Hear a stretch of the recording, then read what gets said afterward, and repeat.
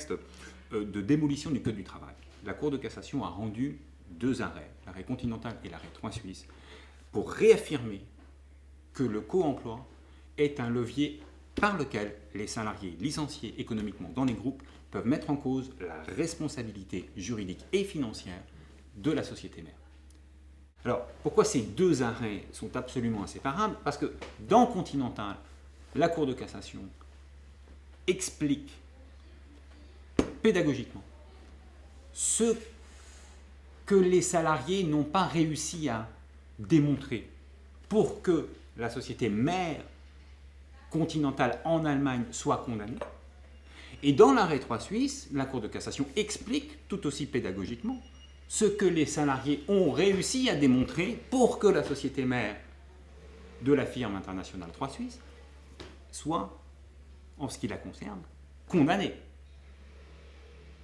Et donc, on a, à la sortie de tout ça, une carte maintenant qui permet, avec plus d'aisance, plus de simplicité, plus de transparence, d'aller rechercher la responsabilité des sociétés mères. Quelles sont les caractéristiques à réunir selon ces derniers arrêts pour qualifier et faire reconnaître ce co-emploi? Les critères qu'il faut réunir ne sont pas nouveaux, en ce sens que la Cour de cassation n'a pas opéré un revirement dans ces arrêts. Il faut une prise en main, une immixtion dans l'organisation au quotidien de la structure dominée. S'il fallait sélectionner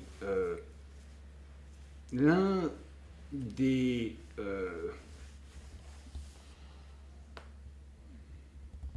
éclairages utiles que nous propose la Cour de cassation dans ces arrêts, je dirais que c'est l'éclairage qui vient du business unit, une unité de gestion à l'intérieur d'un groupe de sociétés.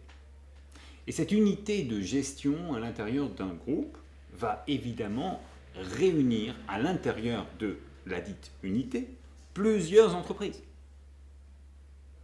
Ces entreprises appartiennent évidemment au même groupe, mais elles sont en quelque sorte rangées dans une même case, dénommée Business Unit, et qui va fonctionner, et là je parle de la case, elle va fonctionner au quotidien comme s'il s'agissait d'une seule et unique entreprise.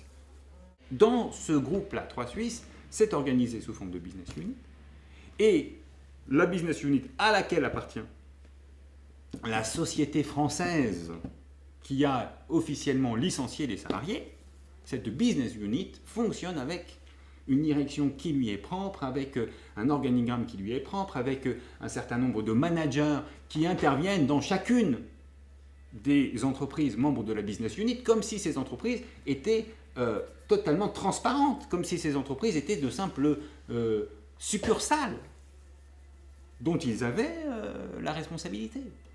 Dernier éclairage que je voudrais évoquer avec vous rapidement, c'est celui qui vient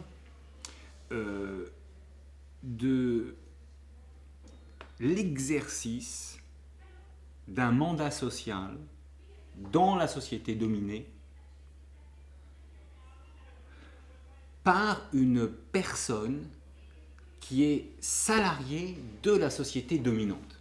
Quand dans la société dominée, le président du conseil d'administration, personne physique cette fois-ci, donc une personne, pas une entreprise, pas une société, pas une firme, une personne, Monsieur X, est à ce poste de président au titre d'un contrat de travail qu'il a conclu avec la société dominante. Donc il signe un contrat avec la société dominante, un contrat de travail, et dans ce contrat de travail, il dit, votre prestation, Monsieur X, ça sera d'aller diriger la société filiale que nous avons à tel endroit. Et en tant que salarié de la société dominante, il ne fera dans la société soumise que ce que lui ordonne évidemment son patron. Il n'a aucune marge de manœuvre, il est salarié. Et oui, la réalité aujourd'hui, la pratique dans les groupes, c'est que les dirigeants sont bien souvent des subordonnés sans aucune marge de manœuvre de la société dominante, et ils ne font que exécuter les ordres et les directives qui leur viennent de la société de tête.